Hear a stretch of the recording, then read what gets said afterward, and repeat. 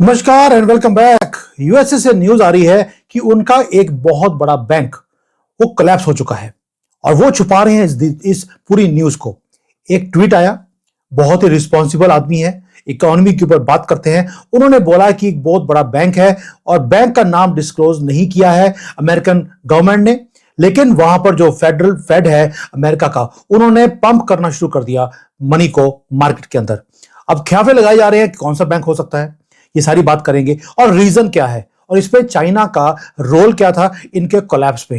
ये सारी चीजें मैं आपके सामने रखने वाला हूं कि इन्होंने शॉर्ट सेलिंग कैसे करी और चाइना ने इनका जो डाउनफॉल है वो कैसे लेकर आए हैं, क्या किया है।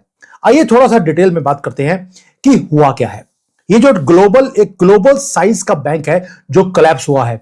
मैं बार बार बोल रहा था, अमेरिका के अंदर अमेरिका लगा है कि चाइना को डुबोना है और चाइना लगा है कि अमेरिका को डुबोना है और अमेरिका को डुबोने के लिए एक ही काम करना है। काम यह है कि आपको वहां की बैंकिंग सिस्टम को कोलैप्स करवाना है। चाइना को मालूम है कि अमेरिका के बैंकिंग सिस्टम चलता कैसे है। अब ये ब्रेकिंग न्यूज क्या थी कि यहां पर हर चीज रुक जाएगी। अभी अगर आप देखेंगे कि एक ट्वीट आई अमेरिका से, ट्वीट क्या कहती है कि एक बहुत बड़ा बैंक वो डूब गया है अमेरिका के अंदर, छुपाया जा रहा है और ग्लोबल फाइनेंशियल इंटरनेट जो है वो they are losing their mind. Reason being, उनको मालूम है कि एक तो पहली बात ये अनकंफर्म्ड है, मैं दोबारा बोल रहा हूं, this is an unconfirmed news कि एक major systematically important global bank वो कोलैप्स कर गया है। अब ये मैटर क्यों करता है? क्योंकि ये ओवरनाइट कोलैप्स हुआ है 1 घंटे में। रात को 2 बजे वो उन्होंने अपना मार्जिन कॉल थी उनको पेमेंट करना था, लेकिन वो फेल कर गए। ये सब कुछ हुआ सिल्वर के कारण। मैंने सिल्वर के ऊपर पहले भी वीडियो बनाया था कि दुनिया भर का सिल्वर चाइना खरीदता जा रहा है। वो खरीदने के कारण क्या हुआ, ये जो कहते हैं ना बैटिंग करते हैं, ये बेट लगाते हैं कि कल को सिल्वर का रेट क्या होगा। चाइना ने पूरा सिल्वर खरीद लिया। सिल्वर खरीदने के बाद जो $70 था वो $80 उसकी प्राइस पहुंच गई। इन्होंने बेट किया था कि 72 से ऊपर जाएगा नहीं। जब ये चला गया 80 पर, तो हुआ क्या, एक मैसिव बैंक के अंदर एक फेल्ड मार्जिन कॉल आ गया 2 बजे सुबह न्यूयॉर्क टाइम्स के अंदर। वो पे नहीं कर पाए क्योंकि उन्होंने जुआ खेला था कि ये जाएगा 72 पे, वो चला गया उल्टा और पूरे की पूरे उसको लिक्विडेट करना पड़ा बैंक को। मैं कि नाम ही खत्म कर दिया। फेडरल रिजर्व बैंक को $34 बिलियन सिस्टम के अंदर डालने पड़े हैं। अब ये कौन से बैंक हैं जो ख्याफे लगाए जा रहे हैं? वो ये है कि जेपी मॉर्गन हो सकता है, एचएसबीसी हो सकता है, ड्यूश बैंक हो सकता है, कोई भी हो सकता है इन बड़े बैंक्स के अंदर, only because they failed to pay the money. अब दोस्तों आपको लगेगा यार कि ये हो कैसे सकता है, इतना बड़ा बैंक एक पेमेंट नहीं कर पाया और बैंक डूब गया। भाई मैं आपको समझाता हूं बहुत बिल्कुल सिंपल लैंग्वेज में कि होता क्या है और सिल्वर ही क्यों। रीजन ये है, उसका रीजन है कि चाइना ने जैसे सिल्वर को खरीदना शुरू किया तो एक सेपरेट नॉइस आनी शुरू हो गई। इन्होंने, ये जो बड़े बड़े बैंक्स हैं अमेरिका के, ये प्राइस को डिटरमिन करते हैं कि कौन सी प्राइस किस प्राइस पे निकलेगा और ये उस बैटिंग में ये पैसे बनाते हैं। चाइना ने उल्टा काम कर दिया, 84 पे ले गया, 84 पे ले गया सिल्वर को। और इसीलिए भारत के अंदर भी जो सिल्वर का रेट है वो 2.5 लाख रुपए क्रॉस कर चुका है। जो 60-70 हजार रुपए रेट होता था आज 2.5 लाख रुपए है। अब ये सारा कुछ जो था शॉर्ट सेलिंग में ये पैसे कमाते थे। जैसे इन्होंने, आपको याद होगा कि जब ये इस पे अदानी के केस में इन्होंने शॉर्ट सेलिंग करने की कोशिश करी थी और इन्होंने शॉर्ट सेलिंग में पैसे बनाए, उस पर इंडियन की जो स्टॉक मार्केट है वो नीचे आ गई। आज चाइना वही गेम अमेरिकन के साथ कर रहा है कि जो शॉर्ट सेलिंग करते हैं लोग कि, और ये पूरे दुनिया का सिल्वर खरीदने के बाद इन्होंने मार्केट को उथल पुथल कर दिया है। जो प्राइसेस ये बेट कर रहे थे कि ये 74 से घटकर ये 69 आ जाएगी, वो डबल हो गई। इसलिए ओवरनाइट बिलियंस और बिलियंस ऑफ डॉलर्स का नुकसान हुआ है अमेरिकन बैंक्स को। एक घंटे में बिलियंस उड़ गए इनके और इसलिए आज ये पैनिक में है। पैनिक इसलिए है, ये पैसे वापस कर नहीं पा रहे हैं। ये दिसंबर 29 की बात है और इस मार्केट को बचाने के लिए, अपनी धाक को बचाने के लिए अमेरिकन बैंक को $34 बिलियन डालना पड़ा सिस्टम के अंदर, सिर्फ इसलिए कि लिक्विडेशन के पैसे वापस करने थे। दोस्तों अब होता क्या है, करने को तो ये जो बैंक्स हैं वो रेपो मार्केट में जाकर भी पैसे ले सकते थे, यानी कि वो फेड को बोल सकते हैं कि भैया थोड़ी देर के लिए मुझे पैसे उधार दे दो, मैं अपनी जो ऑब्लिगेशन है वो पूरी कर दूं। वो जो ऑप्शंस हैं वो भी ये ऑलरेडी यूज कर चुके थे। उसके बाद फेड ने इनको पैसे देने से मना कर दिया। ये ऑलरेडी अपनी क्रेडिट लाइंस को एक्सॉल्ट करने के बाद 2 बजे डिफॉल्ट कर गए और 2:30 बजे रात को लिक्विडेशन हो गई बैंक की। और ये स्केरी पार्ट है। स्केरी पार्ट ये है कि इसके ऊपर अमेरिकन गवर्नमेंट बात ही नहीं कर रही। और जो रेपो मार्केट है, ये मैंने आपको पहले दिखाया, रेपो मार्केट के अंदर भी बैंक्स के पास कैश ही नहीं है। फेड के पास गए हैं, फेड ने भी उनको बोल दिया भैया इनफ इज इनफ, अभी इमरजेंसी में तुम्हें पैसे दे सकता हूं, सिर्फ इसलिए कि तुम्हारे बैंक को बचाना नहीं, इसको बेचकर पैसे पूरे करने हैं। ये मैसिव नंबर्स हैं, $34 बिलियन के। और ये मतलब है पैनिक हो रहा है मार्केट के अंदर। प्लीज, मैं हमेशा बोलता हूं फॉलो द मनी। अब फॉलो द मनी में अगर बैंक को बचाने के लिए या उसको बेचने के लिए भी, उसकी एसेट्स को लिक्विडेट करने के लिए अगर $34 बिलियन फेड को देने पड़ रहे हैं, इसका मतलब है एक बैंक गिरा, इसके बाद बाकी भी गिरेंगे। अब जो एक ट्वीट था, दोबारा आते हैं उस ट्वीट के ऊपर, मैं दोबारा बोल रहा हूं, बहुत रिस्पेक्टेड एनालिस्ट हैं ये मिस्टर कोहन। इन्होंने पहले बोला है मैं वेरीफाई नहीं कर सकता, लेकिन ये होक्स भी नहीं है।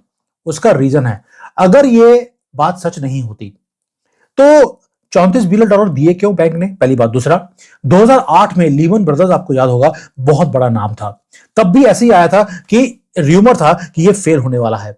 इट वॉज अ र्यूमर, मैं कंफर्म नहीं कर सकता, इसी बंदे ने तब भी बोला था। लेकिन उसके बाद 2-3 हफ्ते के बाद आपको पता लगा कि लीमन ब्रदर्स उड़ गया, पूरी मार्केट को वो साथ में बहा के ले गया। अब इस बार जो सब कुछ हो रहा है उसमें कौन हो सकता है?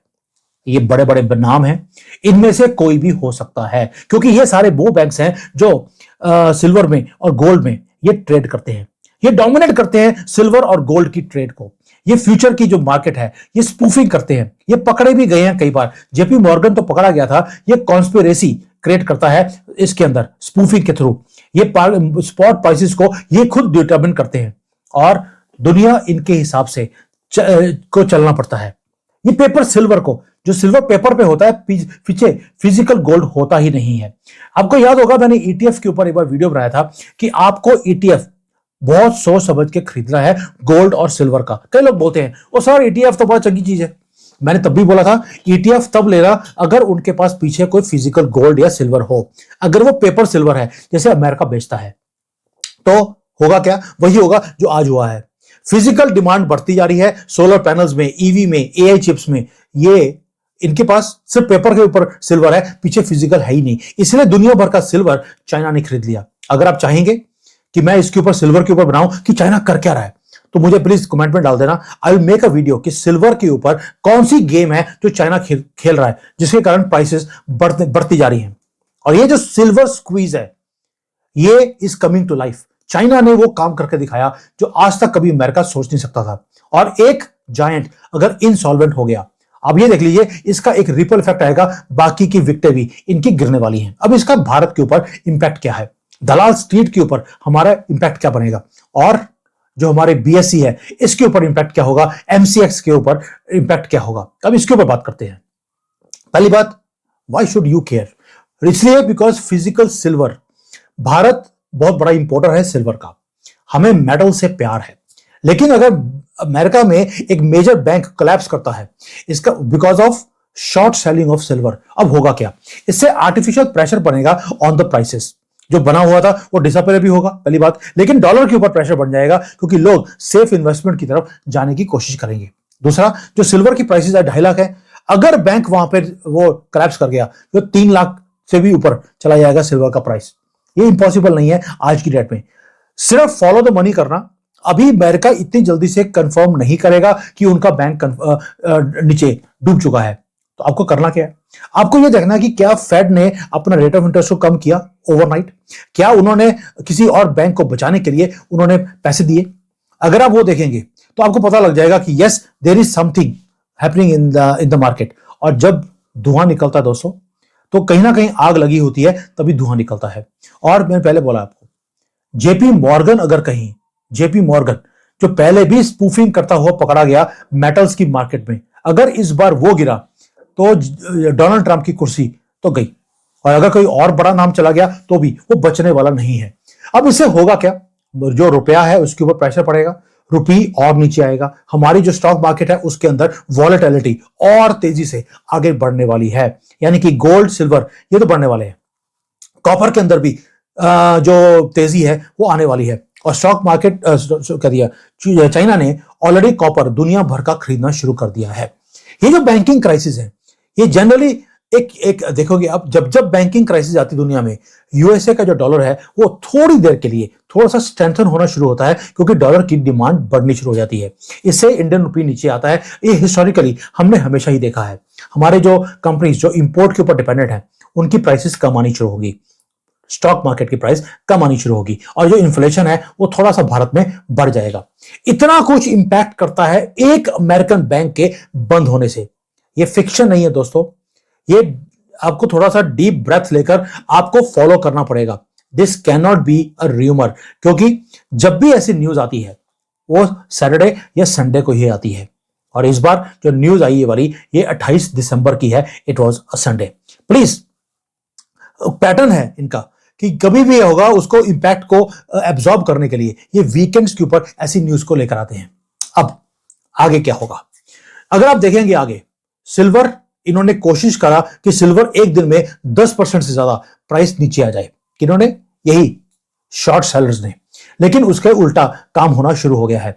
यानी कि चाइना अब इनकी दादागिरी को आगे चलने नहीं देगा। अब एक एक कर कभी चाइना की कंपनियां डूबेंगी, कभी अमेरिका की बैंक्स डूबेंगे, और ये दोनों की लड़ाई में फायदा किसका होगा मुझे बताने की जरूरत नहीं है। आपको शॉर्ट टर्म में लॉस होने वाला है, ये डेफिनेट है। मैं पिछले 1 महीने से वीडियो बना रहा हूं। मुझे एक बंदा है अमेरिका में, उन्होंने मुझे फोन किया, मुझे बोलते यार तुम ये स्टॉक मार्केट के ऊपर ये क्यों बोलते जा रहे हो कि स्टॉक मार्केट नीचे आने वाली है, गोल्ड एंड सिल्वर बढ़ने वाले हैं। मैंने बोला मुझे एक चीज बताइए, क्या जो मैंने बताया अभी तक वो वैसे ही हो रहा है? क्योंकि मैं पैसे को फॉलो करता हूं, when I am following the money I come to know कि पैसा अगर गोल्ड एंड सिल्वर में जा रहा है कहीं ना कहीं प्रेशर पड़ने वाला है कहीं और। वी आर थिंकिंग कि ये गोल्ड जो डॉलर है इसके ऊपर प्रेशर डालेगा। ये तो मैंने सोचा नहीं था कि चाइना इसलिए कर रहा है कि वहां पे जो स्पॉट प्राइसेस वाले जो उन्होंने कॉन्ट्रैक्ट्स लिए हुए हैं उनको फेल करने के लिए ये सारा काम किया जा रहा है।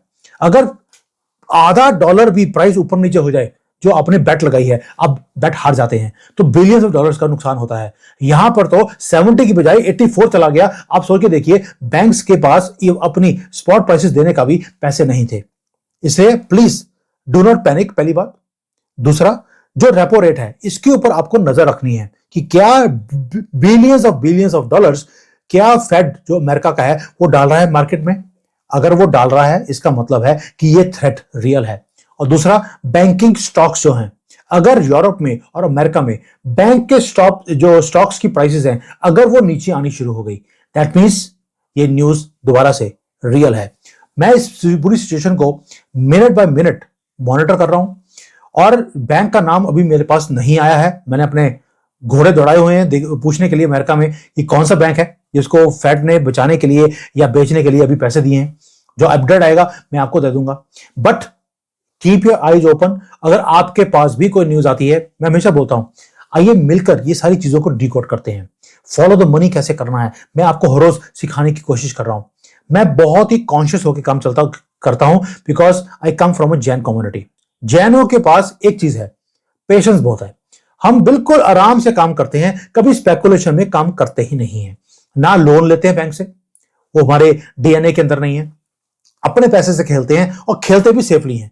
जब मार्केट बहुत नीचे आती है वी एंटर इनटू इट। जब मार्केट बढ़ जाती है हम अपने प्रॉफिट्स को 2-3 बार गुना कर चुके होते हैं, हम बाहर निकल जाते हैं। उसके बाद दुनिया बोलती है ओ सर जी 70 हो गया, 80 हो गया, 100 हो, अभी 1 लाख हमारी मार्केट चली जाएगी। हम उस पंगे में डलते ही नहीं, हम निकल गए, प्रॉफिट बुक हो गया। जब मार्केट नीचे आएगी then again we will enter. 5 साल में एक बार मार्केट नीचे आती है and we enter at that time. उसके बाद साल 2 साल में हम बाहर निकल जाते हैं।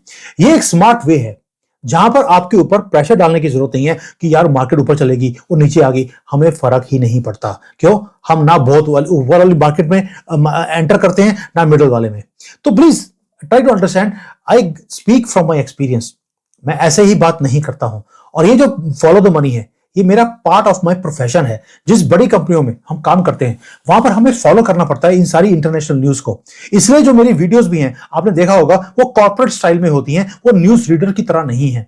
जैसे हम एक कंपनी में एक सिचुएशंस को एनालाइज करते हैं, मैं वो सारी नॉलेज अपनी जो मेरा एक्सपीरियंस है लाइफ का वो मैं आपके साथ में शेयर करता हूं। इसलिए जब कई लोग बोलते हैं ओ सर जी आपने ETF के ऊपर बोल दिया, आपको पता ही कुछ नहीं है।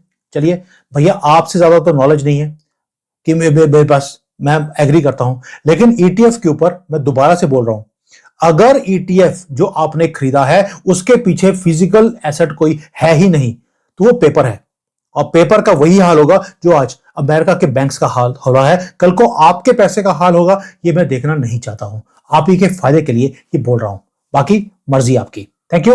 जय हिंद, वंदे मातरम।